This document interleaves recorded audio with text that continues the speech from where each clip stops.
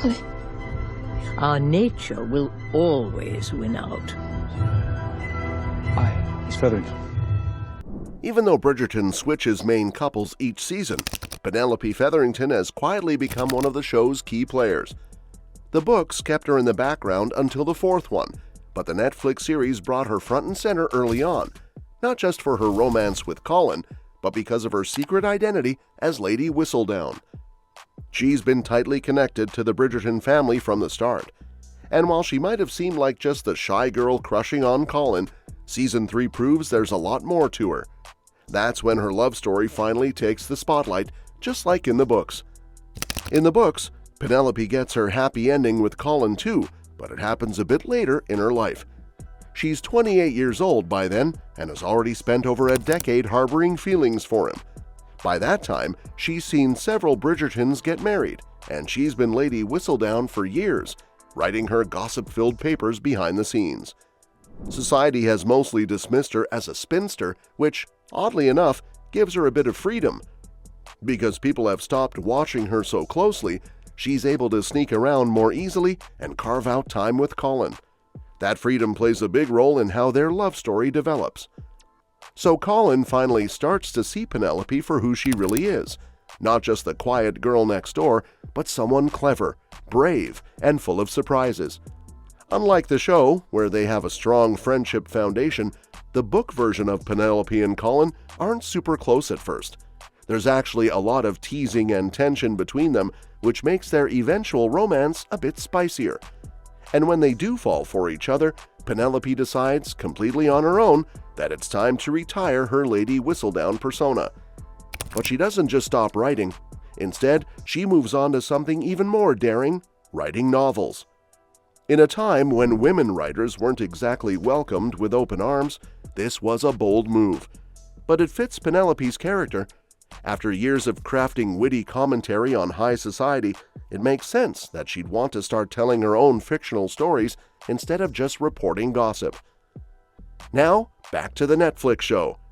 By the end of Season 3, Penelope's journey diverges quite a bit from the books. Her story is fast-tracked, and while she's only been Lady Whistledown for about 3 years in the series, the impact is still huge. From the start, she's been close to the Bridgertons, especially Eloise, and her feelings for Colin have been building for a long time. What's interesting is how the show really leans into Penelope and Colin's friendship during the earlier seasons. They even bend the social rules a bit, calling each other by their first names, writing letters, and getting caught alone together. None of the Bridgertons bat an eye at it because Penelope is basically an honorary member of the family, and society, in general, tends to overlook her. But by Season 3, things start to shift.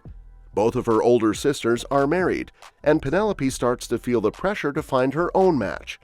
It's not just about love anymore, it's about gaining some independence. If she stays in her mother's house, she won't be able to keep writing as Lady Whistledown.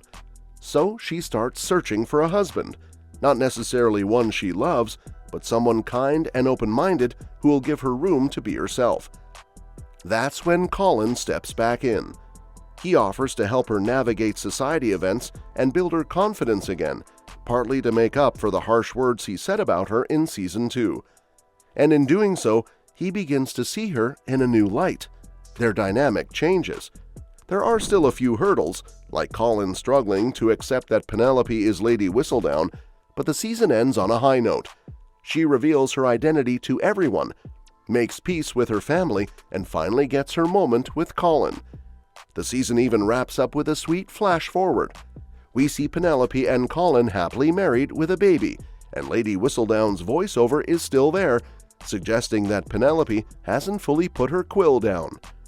Unlike the books, where she gives up Whistledown, the show hints that she might continue writing in some capacity. And honestly, it would make sense for her to keep going. The show's take on Penelope's alter ego is more empowering. In the books, her start as Lady Whistledown is kind of a happy accident. Her writing gets discovered and published without her really planning it. But in the show, Penelope makes that choice for herself. She becomes Lady Whistledown because she wants to be heard. That makes the identity more personal and more powerful. And if she's still got something to say, why stop? Plus, being Lady Whistledown gives Penelope something rare for women in her world: a career. It's something that's hers, something she's built. It also lets her continue growing as a writer. She may not have written as long as her book counterpart, but she's shown talent and tenacity.